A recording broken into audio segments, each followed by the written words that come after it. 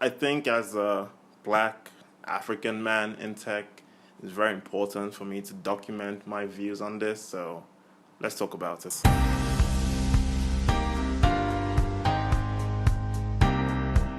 You hear these words: inclusivity, accessibility, and diversity.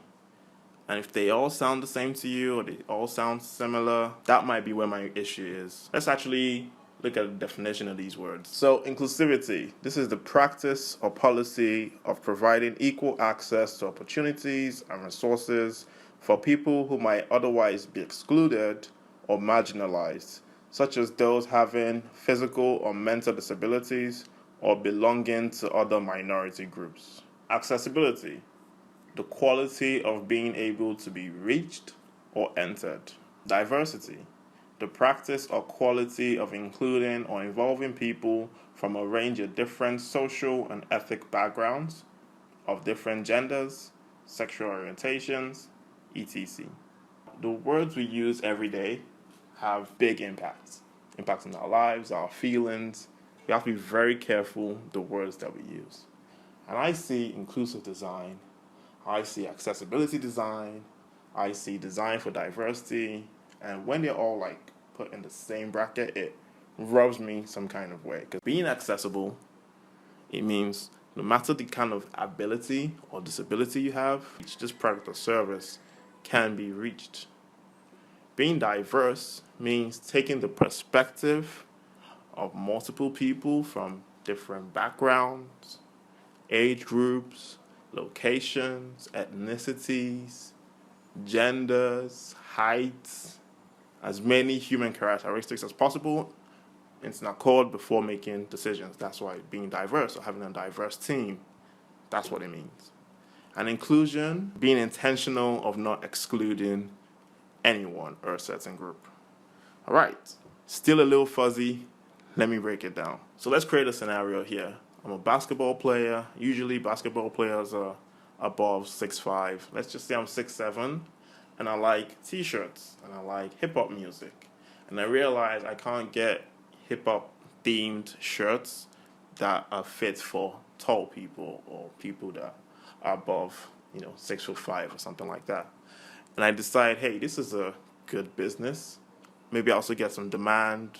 People in my community, people that are the same basketball team as me, they say, hey, we can't get shirts our size. And I'm like, I know how to satisfy this demand.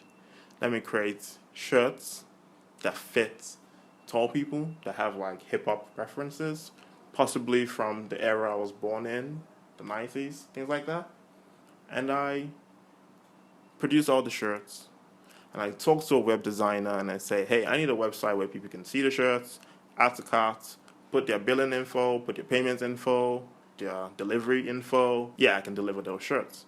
They do that UX, they do the UI, they put the shirts on, everything works perfect.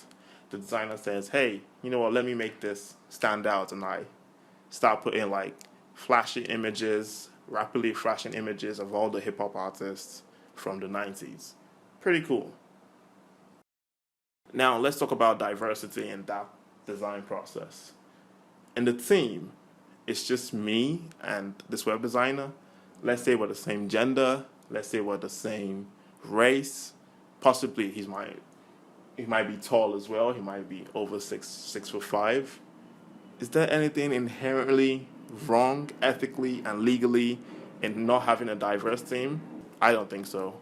But even going a bit further, so the team's not diverse.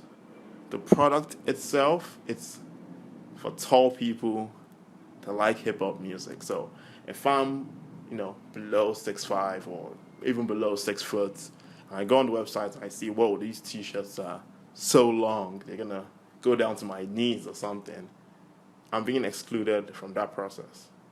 Let's say I come into the website and I'm like, the region that I live in, we don't really wear t-shirts that much. We usually wear sweaters and things like that. When we go out, we wear sweaters.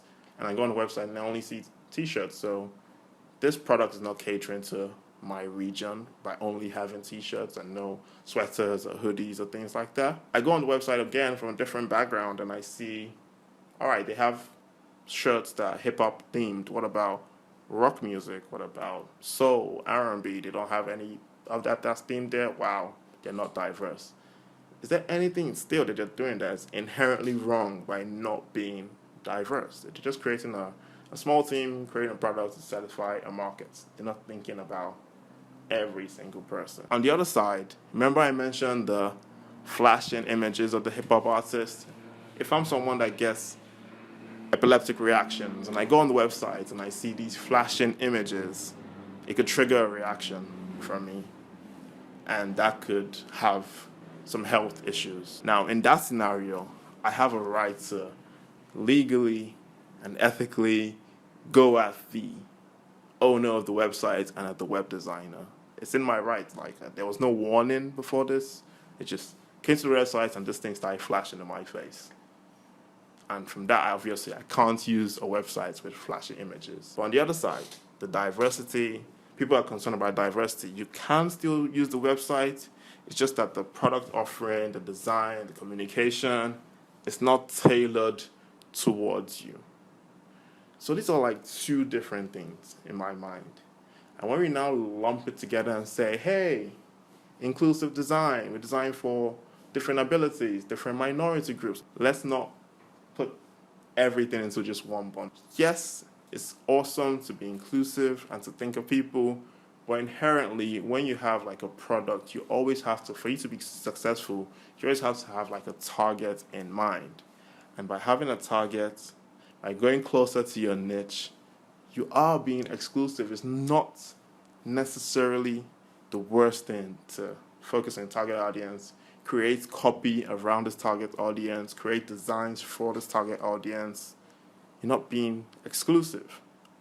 But if you're not taking into account different people's abilities or disabilities, then you're not being accessible. And to me, not being accessible has more implications than not being diverse.